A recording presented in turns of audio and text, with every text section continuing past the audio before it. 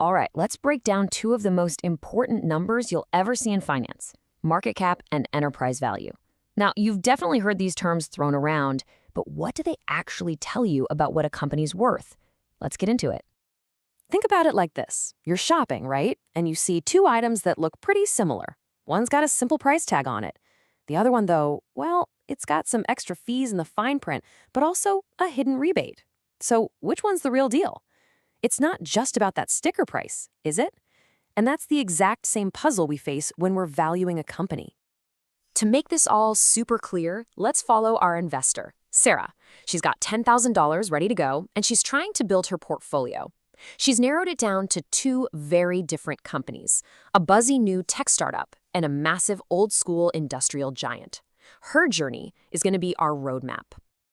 So, Sarah's big question really sets the stage for everything we're about to cover. How does she look past all the noise in the headlines to figure out what these businesses are truly worth? Let's solve this puzzle step by step. First up, let's talk about the number you see splashed all over the place, from the bottom of the screen on financial news to every stock app. This is market cap, and you can really just think of it as the company's public sticker price. So what is market cap exactly?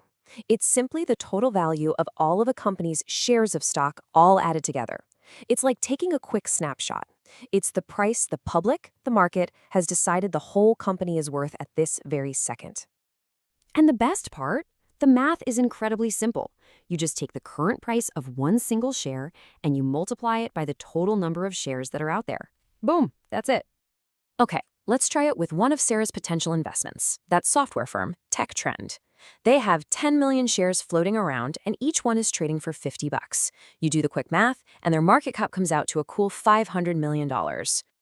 Now, market cap is also how we group companies into different sized categories. So TechTrend at 500 million is what we call a small cap. That usually means it has more room to grow. And on the other end of the scale, you have Sarah's other option, SteelCore. It's a $25 billion large cap giant, which investors typically see as a more stable, steady bet. But, and this is a huge but, here's the catch. Because market cap is tied directly to that constantly changing stock price, it can be unbelievably volatile. I mean, think about the whole meme stock frenzy.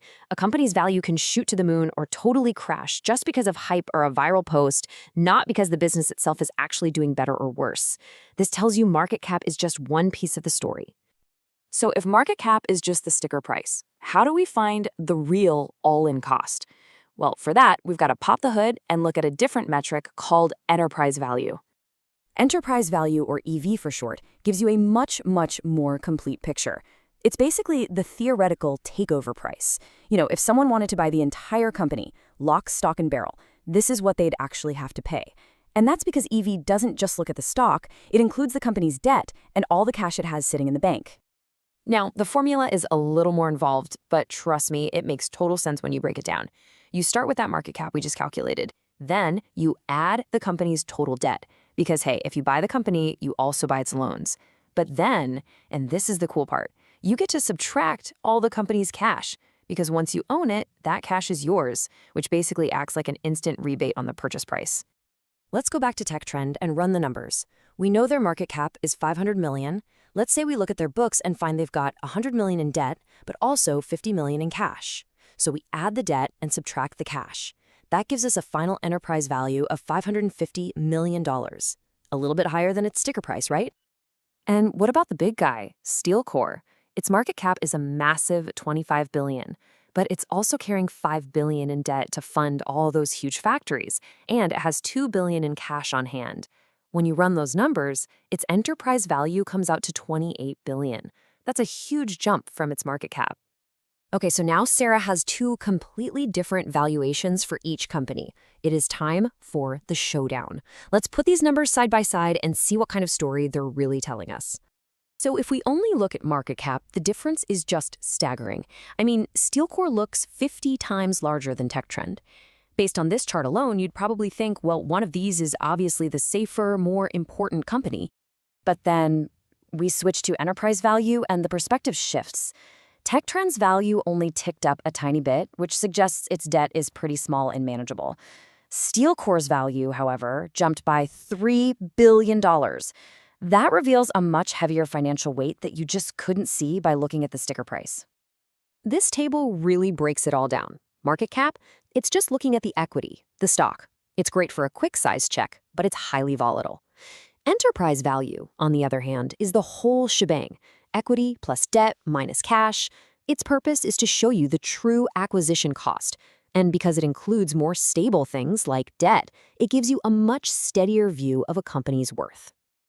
Okay, home stretch. Now that she's armed with this much deeper understanding, Sarah can finally make a really informed decision. So the big question is, what does she do? So Sarah realizes it's not about which number is better. It's about using them together. She looks at TechTrend's market cap and sees that small company growth potential. Then she looks at its EV and confirms, okay, its debt is under control. Then she sees SteelCore's huge market cap as a sign of stability, but its even higher EV reminds her to really consider that debt load. And in the end, she creates a balanced portfolio.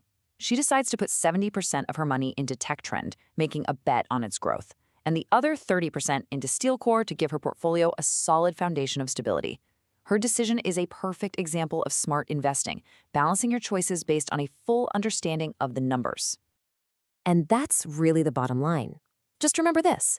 Market cap is the quick snapshot, the public's current opinion. Enterprise value is the deep dive analysis that reveals the true cost of ownership. They're just different tools, and a smart investor knows exactly when to use each one. Which leaves us with one last question for you to think about. When you're looking at an investment, what's your priority going to be? Are you going to be guided by the market sticker price, or are you going to dig a little deeper to understand the true cost?